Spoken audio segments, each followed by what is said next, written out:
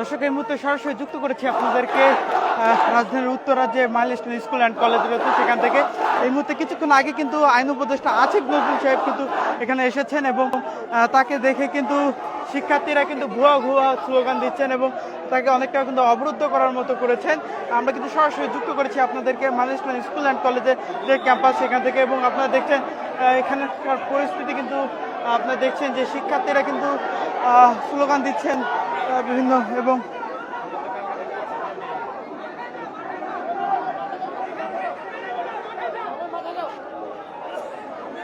দর্শক এই মুহূর্তে কিন্তু সরাসরি যুক্ত করে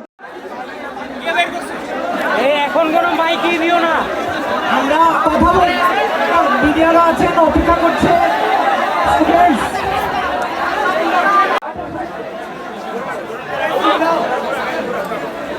ভাই